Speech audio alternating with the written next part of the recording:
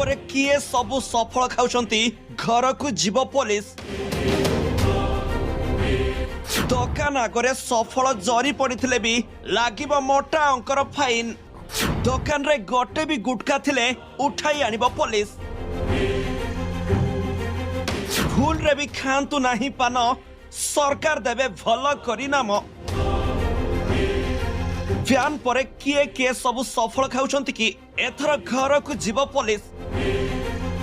पान बीड़ी गुटखा ब्यान हो सारिबा परे भी अनेक लोक सफल आउ गुटखा खाइबा पई पागल हेउछंती बोली सरकार को पाखरे खबर पहुंची 5 टंका जगार 10 टंका देई मध्य अनेक लोक छेली पाटी परी पाकु पाकु करबाकू पछ घुंचा देउ नहंती आउ अनेक दोकानी माने मध्य चोरारे गुटखा रखी चढ़ा दर रे बिक्री करछंती तेणु सरकार को नीति नियम को पादरे आड़े देई बाजार मानकरे गुटखा बिक्री चलीछि किंतु एथर दुकान आगे सफल जरी पड़े भी लागिब फाइन चोरारे गुटखा कारबार चली बोली जानिबा परे सरकार मध्य विकल्प व्यवस्था ग्रहण करबा पई जाउछंती एथर दुकान रे गोटे भी गुटखा थिले उठाई आनिब पुलिस एहारी भितरे भुवनेश्वर रे बेआईन गुटखा गोदाम उपरे चढ़ाऊ होईछि भरतपुर थाना कोइथला अंचलर गुटखा गोदाम रे रेड करा जाईछि गुटखा पान मसला गच्छित थिबा सूचना परे पुलिस रेड करी समस्त गुटखा जबत सह गोदाम घर को सील कर दैछि आगो को सारा ओडिसा रे गां गहळी रे एमिति रेड करा जिवो बोली जणा पड़िछि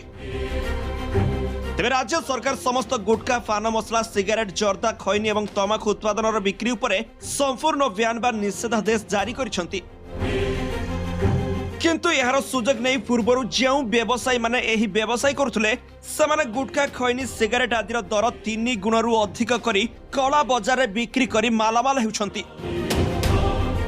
लोकन को ठकी धन संपत्ति बढ़ाइबा पई समानकु सुवर्ण सुजोग मिली जाइछि जो होलसेल रो व्यवसायी माने ए सब सामग्री को गच्छित रखिथिले सेमाने दर को बढ़ाई दैछंती आउ बहुत लाभवान मध्य हेउछंती